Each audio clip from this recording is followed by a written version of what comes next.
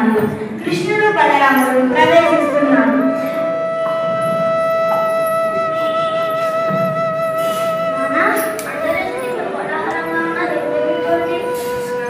ఇది ఇంద్రయజ్ఞం. ఇంద్రుడు వర్షాలను కురిపిస్తాడు.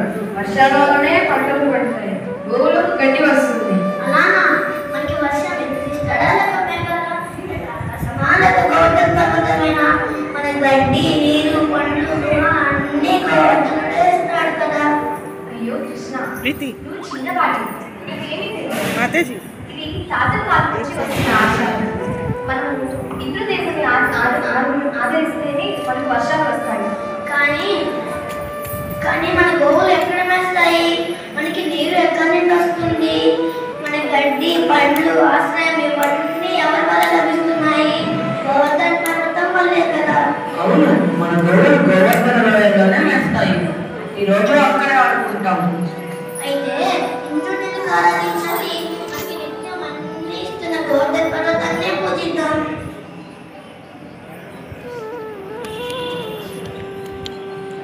కానీ కృష్ణ, ఇంద్రదేవుడికి కోపం వస్తే, మనకు కష్టాలు తీసుకొస్తే అమ్మా, ధర్మం బట్టి పని చేస్తే ఎవరికి కీడు చేయలేరు. ఇంద్రుడు న్యాయవంతుడైనా అతను కోపగించడు. ధర్మం ఉన్నది తగ్గుతుంది. కానీ బాబు, ఇన్ని సంవత్సరాలుగా వస్తున్న ఆచారాన్ని ఒకసారి మార్చడం ఎలా? నానా, ఆచారం మంచిదే, కానీ దానికి అర్థం ఉండాలి కదా. మనకి అన్ని ఇస్తున్న గోవర్ధన పర్వతాన్ని పూజిద్దాం.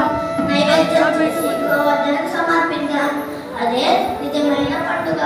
అవును, కృష్ణుడు చెప్పిందే సత్యం. గోవర్ధనే మనకు అన్ని ఇస్తాడు. సరే బాబు, ఈ మాట వింటాను. గోవర్ధన పూజ చేద్దాం. కృష్ణుడి మాట విని బృందావన వాసులు గోవర్ధన పూజ చేశారు.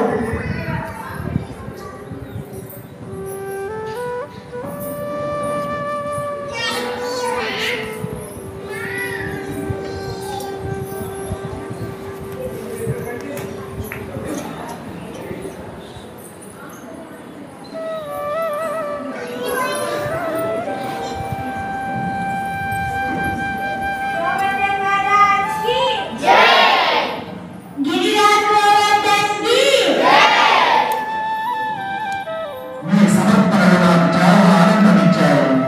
మీ భక్తిని నేను అంగీకరిస్తున్నాను. ఇక మీదట ఎన్నో వేల సంరక్షిస్తూ ఉంటాను.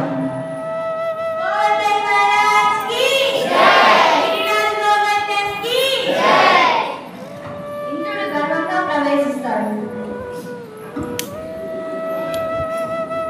ఏమిటి ఈ గోపాలులు నా యజ్ఞం మానేశారా? ఆ చిన్న కుర్రాడు కృష్ణుడు చెప్పిన మాటలు విని నన్ను నిర్లక్ష్యం చేస్తాడా? వీరిని శిక్షిస్తాను.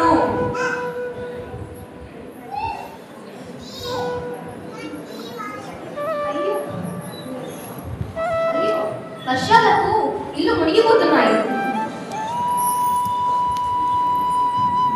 అయ్యో, గోవులు మునిగిపోతున్నాయి. ఏం చేద్దాం?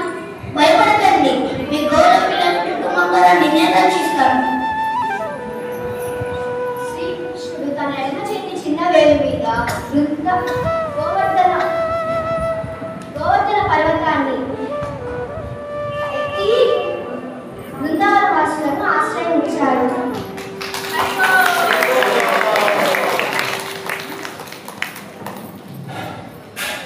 అందరూ లోపలికి రండి. గోవులు పిల్లలు గోవర్ధన పర్వతం కింద సురక్షితంగా ఉంటారు.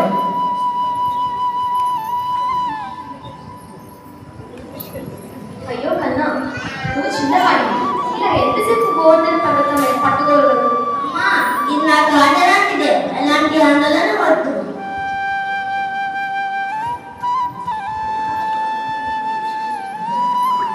అలా శ్రీకృష్ణుడు తన ఎడమ చేతి చిన్న